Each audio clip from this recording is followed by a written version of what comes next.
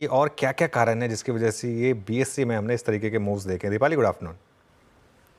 Good afternoon Manoj. और BSE limited की बात करें तो लिस्टिंग से लेकर अब तक की जो जर्नी रही है वो काफ़ी स्टेलर रही है, लेकिन आपने ट्रिगर्स की बात की है तो पहले मैं वो मेंशन करूं, ये एनएसई के आईपीओ का बज़ जो वापस से शुरू हुआ कि उसके बाद से हमने वापस से बाइंग इंटरेस्ट इमर्ज होते हुए देखे। सेबी ने जो रेगुलेटरी जो डिसमिस की है चार्जेस ऑन एनएसई, उसके बाद से वापस से ये स्पेकुलेशंस, वापस से इंटरेस्ट जागरूक हो गया है कि जल्द एनएसई का आईपीओ होगा जिससे बेनिफिट मिलेगा बीएसई लिमिटेड को। अब सवाल ये है कि एनएसई के आईपीओ की तो खबरें 2016 से आना शुरू हो गई थी, लेकिन अब ये इंटरेस्ट क्यों? क्योंकि अब ये उम्मीद जग गई है कि शायद मार्च 2025 से पहले ही एनएसई का आईपीओ आ जाएगा, बीएसई पर लिस्ट होगा, उसका सीधे बेनिफिट मिलेगा।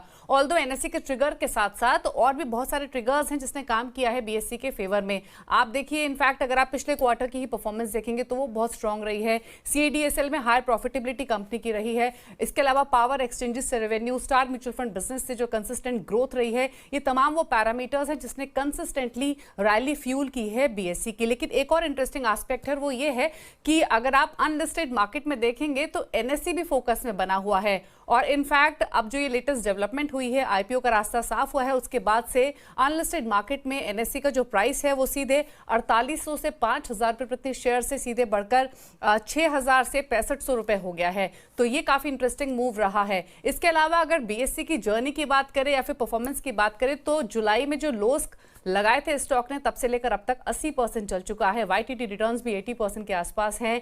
और अगर लिस्टिंग से लेकर अब तक की इसकी परफॉर्मेंस देखेंगे तो 1000% से ज्यादा रिटर्न बीएसई लिमिटेड ने दिए हैं। एक चीज और, लिस्टिंग से लेकर अब तक डिविडेंड तो कंपनी ने लगातार दिए ही हैं, लेकिन 2:1 के रेशियो में एक स्प्लिट भी हुआ है। तो अगर आप स्प्लिट का एडजस्टमेंट भी करेंगे तो 15 गुना से ज्यादा के रिटर्न बीएसई लिमिटेड ने दिए हैं अपने इन्वेस्टर्स को। तो परफॉर्मेंस की तो बात हुई, लेकिन फाइनेंशियल पिक्चर के साथ साथ एनएसई के आईपीओ का रास्ता साफ होना ये एक ट्रिगर रहा है, जिसकी वजह से ये रैली हमने लगातार बीएसई के स्टॉक में फ्यूल होते हुए देखी है।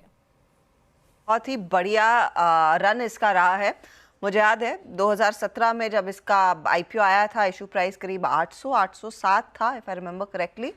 और उसके बाद this is no looking back, 5 गुना से ज़्यादा के रिटर्न्स इस स्टॉक ने आपको कमा कर दिए हैं। और इसी तरह की उम्मीद लोगों की अब एनएसई से भी बन रही है, क्योंकि उसकी आईपीओ का रास्ता धीरे धीरे करके साफ होता हुआ दिखाई दे रहा है।